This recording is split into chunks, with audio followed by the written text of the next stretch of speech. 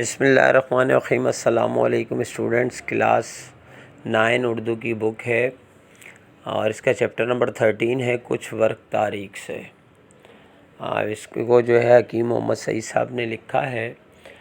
پہلے تعارف مصنف ہے، آپ چاہے تو میں نے آپ سے کہا ہے کہ بک میں بھی بہت اچھا تعارف ہے، آپ وہیں سے یاد کر سکتے ہیں، اس کو لکھ بھی سکتے ہیں۔ میں نے بھی لکھا ہوا ہے۔ حکیم محمد سعید دہلی میں پیدا ہوئے، آپ کے والد کا انتقال آپ کے بچپن میں ہی ہو گیا تھا۔ آپ نے 9 سال کی عمر میں قرآن حفظ کر لیا تھا۔ تقسیم ہند کے بعد آپ کراچی آ گئے اور دوا سازی کا ایک بڑا مکتب ہمدرد قائم کیا۔ وہ اردو، فارسی، عربی اور انگریزی کے بڑے اسکالر تھے۔ وہ صوبہ سندھ کے گورنر بھی رہے مگر اس کا معاوضہ تک نہ لیا۔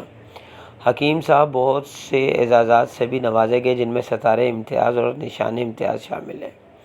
آپ کو شرپسندوں نے کراچی میں مکتب سے واپسی پر شہید کر دیا تھا۔ تصنیفات میں حکیم صاحب نے پاکستان میں نونہال بچوں کا رسالہ شائع کیا اور تقریباً 200 سے زیادہ کتابیں بھی لکھیں، جو کہ طب، ادب، سائنس، صحت اور اسلامی معلومات پر مشتمل ہیں۔ انہوں نے بہت سے ملکوں کے سفر نامے بھی لکھے۔ اچھا، اب یہ بھی چونکہ ایک سفر نامہ ہے کچھ ورق تاریخ سے، تو مرکزی خیال ہے کچھ ورق تاریخ سے ہماری درسی کتاب میں شامل ایک سفر نامہ ہے جس کے مصنف حکیم محمد سعید صاحب ہیں۔ اس سفر نامے میں مصنف یہ بتا رہے ہیں کہ دنیا کی زندہ اور غیور قومیں نہ صرف اپنے ماضی سے سبق حاصل کرتی ہیں بلکہ اسلاف کے کارناموں کو بھی یاد رکھتی ہیں اور ان پر فخر کرتی ہیں۔ اس کے علاوہ دنیا کی قوموں میں اپنی بے مثال تاریخ کا دنیا کی تاریخ سے موازنہ نہ کرنے کا رجحان بھی پایا جاتا ہے، جس کی اہم مثال برٹش میوزیم ہے، جو کہ دنیا کی مشہور اور اہم لائبریری ہے جس میں اہم نوادرات اور تاریخی یادگار اشیاء کا قیمتی ذخیرہ موجود ہے۔ برٹش میوزیم میں دنیا کی تاریخ کا ایک موازنہ کر کے ثابت کیا گیا کہ انگریزوں نے دنیا میں علم اور سائنس کی ترقی میں اہم کردار ادا کیا۔ اسی طرح مسلمانوں کو بھی چاہیے کہ اپنے اسلاف کے کارناموں کو یاد رکھیں، ان پر فخر کریں اور یہ جان لیں کہ مسلمانوں نے ہی سائنس کو پہلی مرتبہ تجارتی علم کے طور پر پیش کیا، تجرباتی علم کے طور پر پیش کیا۔ بیش قیمت کتابیں تحریر کیں جن سے اہل یورپ نے فائدہ اٹھایا۔ تو یہ ہو گیا اس کا مرکزی خیال۔ پھر یہ درجہ ذیل عبارات کا مفہوم سیاق و سباق تحریر کیجیے۔ پہلا جملہ ہے نونہالو، تمہیں معلوم ہے کہ برٹش میوزیم کیا ہے؟ میں بتاتا ہوں، برٹش میوزیم دنیا کی سب سے مشہور اور اہم لائبریری ہے۔ حوالہ مدرجہ بالا اقتباس ہماری درسی کتاب کے سبق کچھ ورق تاریخ سے لیا گیا جس کے مصنف حکیم محمد سعید ہیں۔ تشریح: اس اقتباس میں مصنف اپنی قوم کے بچوں سے مخاطب ہیں اور ان سے سوال کر رہے ہیں، کیا تمہیں معلوم ہے کہ یہ برٹش میوزیم کیا ہے؟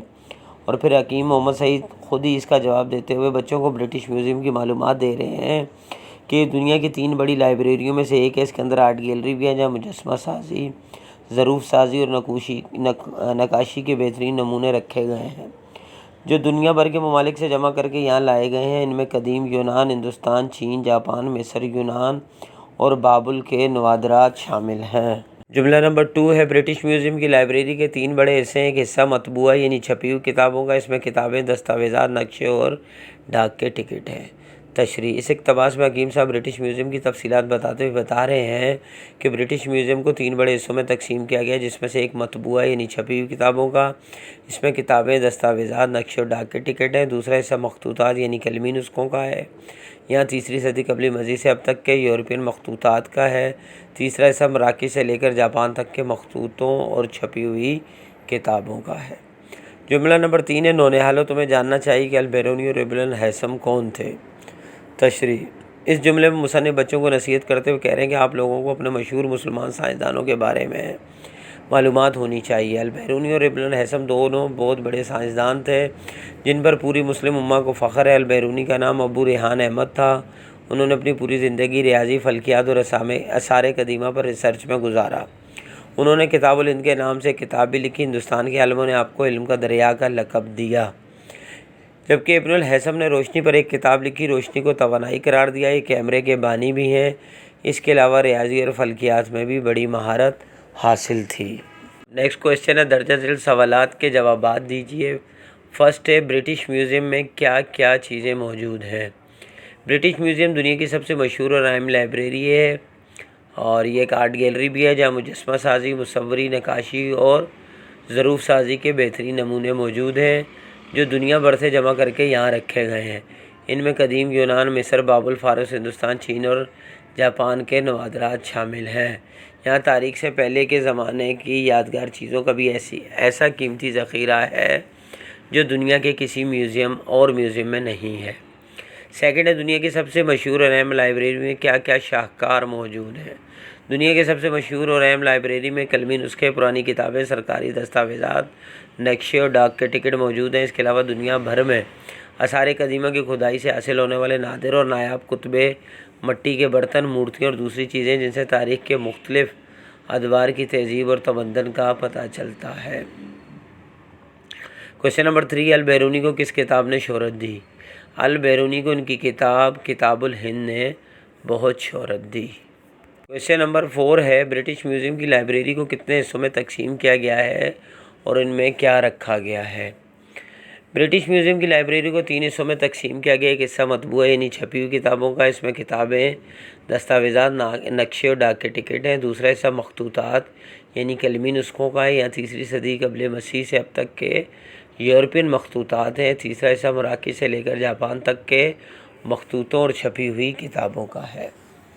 روشنی کتاب کس نے لکھی؟ اس میں کن باتوں کا تذکرہ کیا گیا ہے؟ ابن الہیثم، جن کا اصل نام ابو علی حسن تھا، برسوں کی تحقیق کے بعد روشنی پر ایک کتاب لکھی جس میں انہوں نے پہلی بار یہ بتایا کہ روشنی کیا ہے۔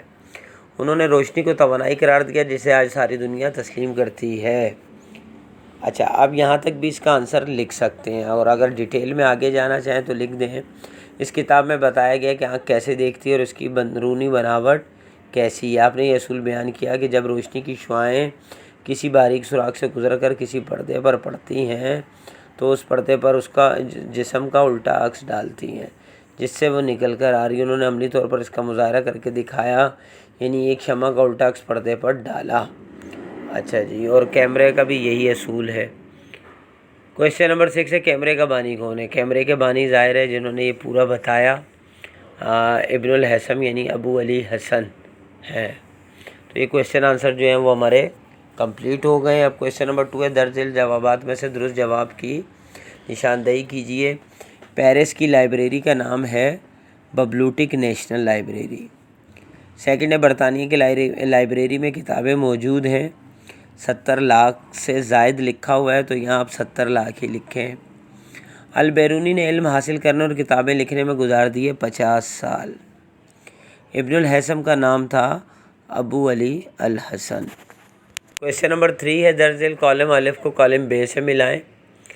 کالم الف کا پہلا، برٹش میوزیم کی ڈائریکٹر مس ریت تھیں، اس کے آگے میں نے 1 لکھ دیا ہے۔ سیکنڈ، البیرونی اسلامی دنیا کے عظیم سائنسدان تھے۔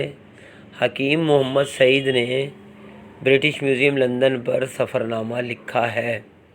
چوتھا ہے، ابن الہیثم ریاضی اور فلکیات کے ماہر تھے۔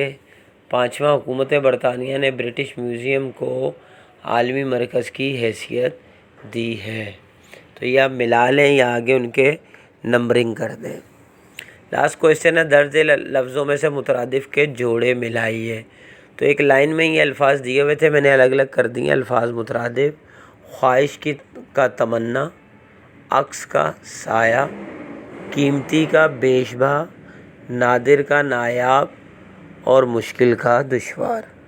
تو یہ جو آج ہمارا 13واں چیپٹر تھا کچھ ورق تاریخ سے کمپلیٹ ہو گیا۔ آئی ہوپ کہ اچھی طرح سے آپ کو سمجھ میں آیا ہوگا۔ کوئی چیز مسنگ ہو، سمجھ میں نہ آئی ہو تو آپ کمنٹس میں رابطہ کر کے مجھ سے پوچھ سکتے ہیں۔ تو انشاءاللہ نیکسٹ ویڈیو میں ملتے ہیں، جب تک کے لیے اجازت دیجیے۔ اللہ حافظ۔